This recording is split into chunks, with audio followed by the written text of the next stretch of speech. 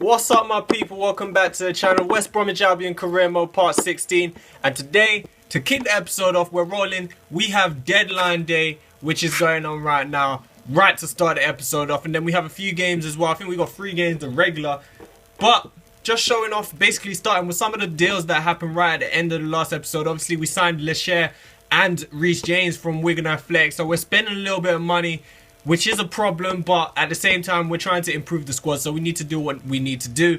Jan Villa has moved to Southampton. Well, will move. I'm not sure when it says free transfer. I'm assuming it means one of the pre-contract ones. But here we have one of the most retarded, just ridiculous deals I've ever seen on FIFA. Bellerin going to West Ham for 18 million. First of all, why would Arsenal sell Bellerin?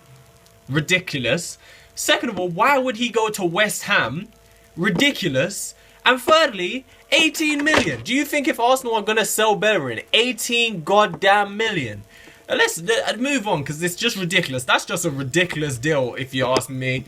But it is what it is. You see right here, we are in deadline day. Phil Jones is returning down a move to Leicester City. We've signed 2 defenders, so take from that what you may. Spurs are reportedly in talks for 32 million bid for Salomon Rondon. 32 million is the reported asking price for the striker. Liverpool interested in Thiago, the Bayern Munich playmaker, a player I rate. Maybe at some point we could try and sign him. I've never used Thiago on FIFA ever, actually, and he's a player that I really like in real life. So hey, it is what it is. Cenk Tosun is heading the list for several clubs. Borussia Dortmund and Sunderland both expressed interest in the Turkish striker. 5 hours left in deadline day, money being spent. 96 million has been spent altogether. Chelsea have signed Icardi for 27 million, and now Wolfsburg have signed Ricardo Rodriguez from... No, Wolfsburg? Juventus have signed Ricardo Rodriguez from Wolfsburg, my bad. Coming down, counting 3 hours left on the clock. Still not too much going on. Obviously, you see Schuler has signed for Leicester City. More time passing, 2 hours remaining on the clock, and Thiago is set to move to Liverpool. He's signed for 42 million. A deal has been agreed, so that's a good signing right there. Seamus Coleman has signed for Manchester City. A lot going on in the transfer window right now. 22 million, and with an hour left to go, transfer window rolling down on your hour left. A big deal right here. Salomon Rondon signs for Tottenham on the final hour of deadline day. It's 32 million that he's been sold for to Spurs. They have Vincent Janssen and they have Harry Kane. So I don't know how much he's going to play, but he's not been on the greatest form. I mean, he scored in his last 2... In the last 2 episodes, he scored goals. He scored 3 goals in the last 2, I believe. But overall, for the whole season, he's had a bit of a drought. He hasn't been great. And like I said, we needed to make some money this season. And with the money that we spent elsewhere, I felt like we couldn't turn down 32 million for Salomon Rondon. As much as I regret it already, I feel like it needed to be done. We need to make money this season. Again, I keep mentioning it. They want us to make 85 million this season. So we kind of needed to make money somewhere. And 32 million for Salomon Rondon, I didn't think we'd ever get an offer like that again for him, or let alone for anyone else on the team. He's the best player on our team. So it happened. You see, in this game, we are now starting with Nacer Chadli in the striker position alongside Saido Berahino.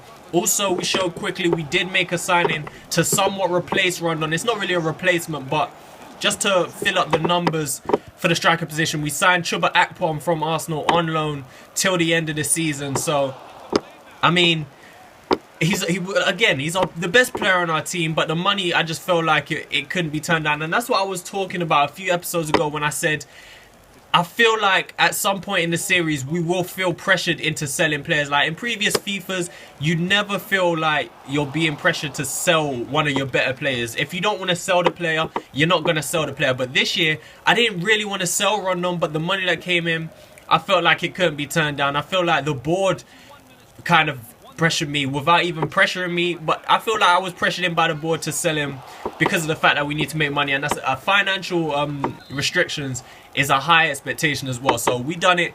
Moving on, however, we have to keep going. We have scored. Matija Nastasic gets his first goal as a West Bromwich Albion player 23 minutes into the game.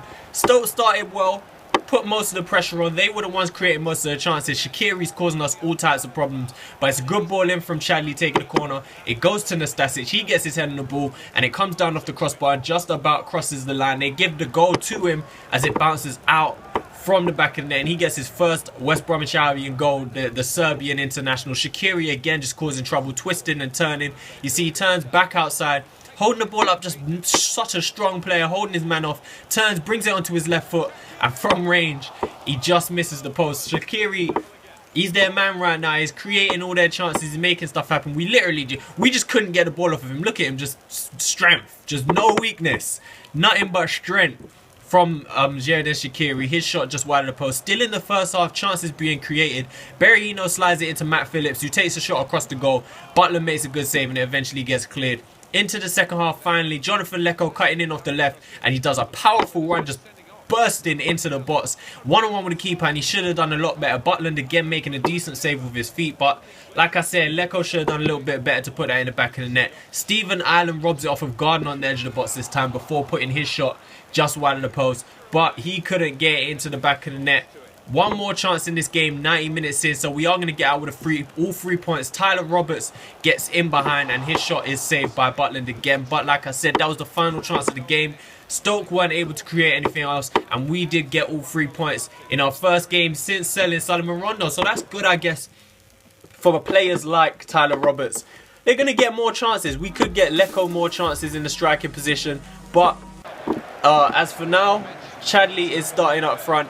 In this second game as well, I think we are going to start Chadli in the striker position. West Ham, this is the lineup they're going with. Pretty strong. Hector Bellerin signed from Arsenal, but for some reason he's sitting on the bench. FIFA's lineups, I've mentioned it in FIFA 16, but it really frustrates me how teams don't want to play their better players. It's like they really focus on, like, 9 times out of 10, the younger high potential players are going to play over the better players. Like, you'll notice every time I play Manchester United, or every time I've seen another YouTuber play Manchester United, Zlatan Ibrahimovic will never start, which is just stupid. A 90 plus overall player, one of the best is the best player on Man United's team. He never ever plays. It's always Rashford playing. It's just ridiculous. Mkhitaryan will never play. But hey, it is what it is. Moving on. West Ham, they've gone with that. But then even that, it doesn't make sense because Bellerin is only 19. He's a high potential right back. But again, moving on. Irrelevant. Chadli being denied by Adrian right there will create the first chance of the game. From the resulting corner, Chadli whips it in. Lecher rises well, making his first... Did he start in the last game? I don't believe he did. Might be making his first start, I'm not too sure. Berahino this time creating a chance. It falls to Chadli. His shot is saved again by Adrian, making another save. Chadli keeps it on, brings it back inside, and Byron gets a good block on it to make sure we can't take the lead. 43 minutes on the clock this time. Chadli just getting involved in everything now. He's improved so much recently, just creating so much as Gardner lets one fly from the edge of the box. Saved well by Adrian. Fletcher this time creating. Leko finds Chadli again at the heart of it. He finds Leko and his shot comes back off the post, so we just can't find the back of the net right now as West Ham playing about with it, almost putting it into their own goal. Matt Phillips this time coming down the right hand side, puts in a good cross. It falls to Berahino, who's just going to lay it up for Leko again, and it's another good save from Adrian. We just can't find the back of the net as it stays right here, but Chadli whips in a good ball. It goes to Leko, it's cleared off the line, headed out by Albona, back out to Chadli again, trying to create another chance. Good ball in the box, and Darren Fletcher gets on the end of it and scores his first Premier League goal of the season with a good header right there. But again, this episode, especially this game at least, especially, Nacer Chadli is just in control. Like the last few episodes, this guy's really stepped up. Slow starter, and it seems especially like putting him in the middle. Now he's playing in the middle up front. He just seems to be getting involved in so much more, and I like it because he's creating chances. He's finding a way, especially now that Rondon's been sold, he's finding a way to try and become our main player, someone who can really be the focal point of everything we're doing. But look at this right here. The headers come into the hands of Adrian. He's messed about with it a little bit, and then he's just... I don't know. I don't even know what to say about that. It's something you would never see in a million years of football. I mean, you've seen stuff similar, like, I don't know who it was who tried to, the keeper who tried to clear it and Thierry Henry snuck around him and as soon as he dropped it. But you'd never see the keeper have a player standing right in front of him and just kick it in his face. Like, ridiculous, and it's actually counted as a goal because Leko's not actually done anything wrong, has he? He's just stood there and had the ball kicked into his face. But 10 minutes left to go, straight after scoring the second. Berahino's played through by Chadley again, I think. Plays a nice ball in, and Berahino slots the ball into the bottom corner to give us our biggest victory of the season right here. 3-0, we're leading with 10 minutes to go. Berahino, left foot, sliding it away. So maybe those two can step up with Rondon's absence. But I'm still a little bit upset. I didn't want to have to sell Rondon, but 33 million in the bank. At this point, we're still below the profit line. We're not making any profit because of signings like Nastasic and Lecher. But hopefully by the end of the season, if we could finish as high as possible, if we can even get in, as we're starting to make a Europa League push, if we can get into those positions and get that kind of money in, then hopefully we can make the profit that they want us to make, and we won't be worried about losing our job at the end of the season. But at this point, we've made the brand exposure deal happen. We've successfully achieved that. We've done the youth development one, and the domestic one, I'm pretty sure we're going to finish mid-table at least, so that will be alright. So as long as we can achieve those other ones and get close to the financial one, then I'm hoping that should be enough for them to let me keep my job, because I want to build something at West Brom. I want to build something. I want to make something happen. This is the lineup we're going with this time. Again, Nasser Chadley starting up front with Berahino, Lecher and Nastasic starting again in the back. Well, at the centre back too. Reece James starting at left back for us as Bournemouth lineup out here. Harrier, obviously one of their better players. Jack Wilshere is in the lineup. He's playing in the centre. Benica Fobe is starting up front. Another former Arsenal player.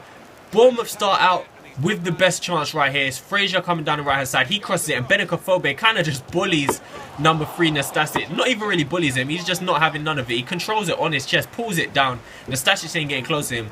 And he has to do a little bit better than that with the finish. He has to try and pull that across the keeper. He has to at least hit the target, man. You're just trash if you miss the target from there. I don't care what the situation is. But in the net situation, he's done a lot better. That's a really good finish. The ball's coming across his body. He's opened it up. He's just guiding it into the far post. And he's put Bournemouth up early on in this game. Max Gradel, or Gradel, I really don't even know how to pronounce this dude's name. He's put in a good cross. He's beat the man all ends up. And Benica Fobe again, yeah, he's just opened up his body, put it in the far post. That was the first chance until the 39th minute, where we tried to create. Gardner pulls it across to Berahino. He squares it. And Nasser Chadley again saying, listen, Rondon's gone. Even before Rondon left, though, to be honest, Nasser Chadley has started stepping up, having some really good performances. But that's actually a really good goal. So little 1-2 by Berahino. That's a brilliant pass by Gardner. I'd said Gardner, he's been one of our players of the season, man. I'd say right now as it stands, I'd say Gardner,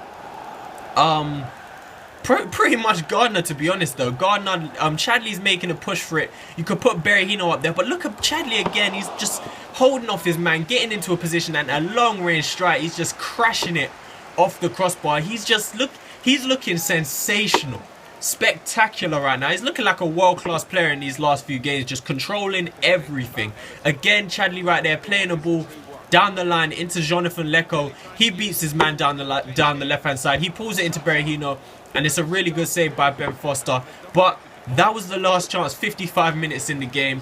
Couldn't create anything good, couldn't get anything else to go, and we did draw with Bournemouth right here. And this is what the table's looking like at the end of the episode. Still Southampton in the relegation zone. They have a game in hand. If they can get that win, they can jump out of there. But to be honest, a few of them teams right there, I'm hoping they do get relegated, because if they can get relegated, we can probably take a few of their players on the cheap.